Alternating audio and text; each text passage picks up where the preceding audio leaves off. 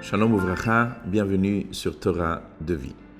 On est toujours dans le Shulchan Aruch, dans le livre des lois, le chapitre 156 et paragraphe Bet.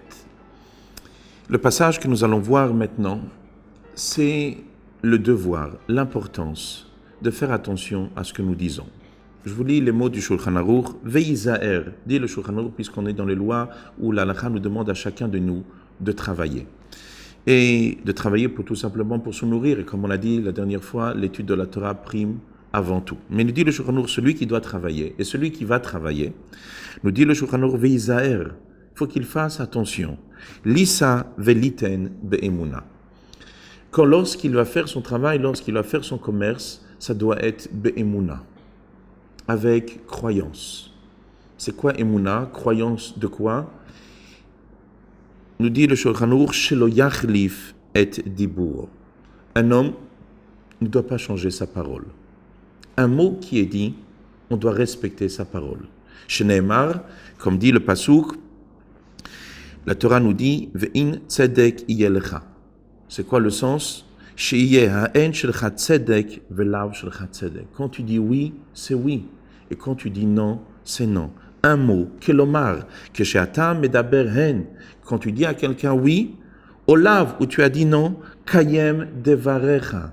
Réalise, accomplis ce que tu t'es engagé. Ve'atzdek otam, et fais qu'elle soit vraie.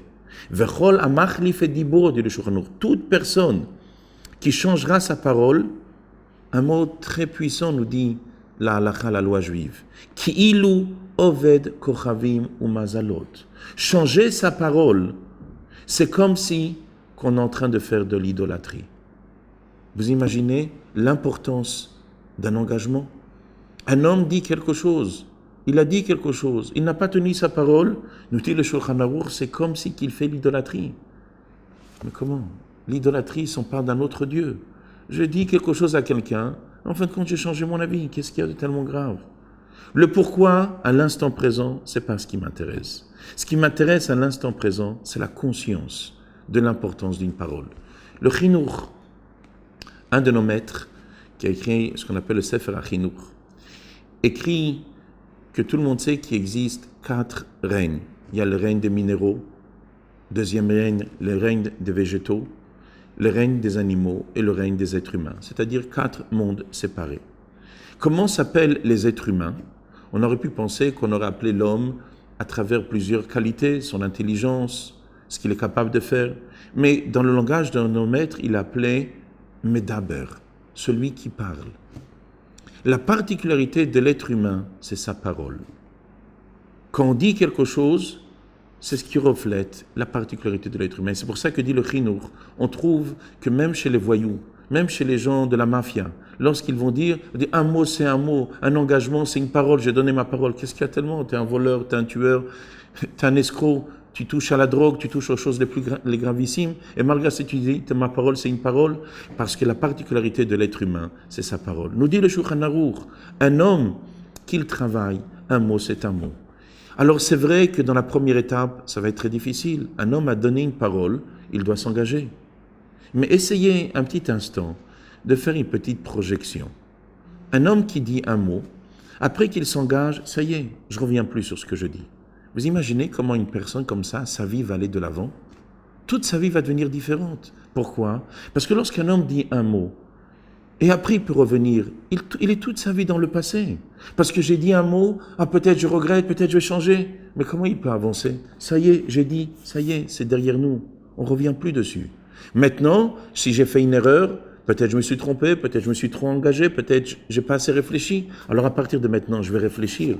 Mais tout mon moi va être plongé dans l'avant, mais pas revenir sur le passé. Vous imaginez quand 2 personnes se parlent? Un homme dit un mot à l'autre, l'autre, il peut rentrer à la maison la tête tranquille parce que son ami lui a dit un mot. Un homme a dit un mot à sa femme, il s'est engagé. Une femme a dit un mot à son mari, ils sont engagés. C'est sûr qu'ici, on parle du business. Mais si dans le business, qui n'est qu'une relation d'argent, un homme doit faire attention à sa parole. Imaginez-vous dans le monde de l'amitié. Un mot, un engagement. Imaginez un enfant. Le rabbi fait remarquer qu'un enfant est très allergique au mensonge. Dire à un enfant, je vais t'acheter, et ne pas lui acheter. Vous imaginez qu'est-ce que ça fait chez un enfant? Dans quoi un enfant va grandir? Il va grandir qu'il sait que lorsqu'on dit un mot, ça ne veut rien dire. Son père lui a dit quelque chose, mais ce qu'il a dit ou l'a rien dit, c'est la même chose. Vous savez, on dit en Eretz Israël, il y a chez le religieux un mot extraordinaire, le mot blineder, sans engagement. C'est-à-dire, on dit à quelqu'un, on va faire, mais on rajoute 2 mots, blineder, sans engagement, sans faire le vœu, et ça nous permet de faire ce qu'on veut. Est-ce que vous pensez que ça, c'est une relation normale? Essayez de vous imaginer un monde où lorsque quelqu'un va dire quelque chose, un maître à son élève, des parents à un enfant, dans le business, un homme va dire quelque chose, il va s'engager. Vous imaginez quel monde de bien-être nous allons commencer à vivre?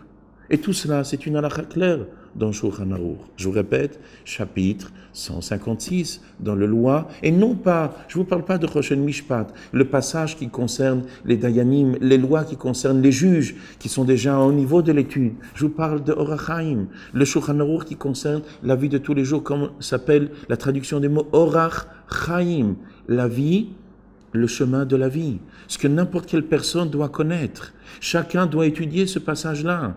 Qu'est-ce que nous dit ce passage-là? Tu travailles, on est tous des gens qui travaillons.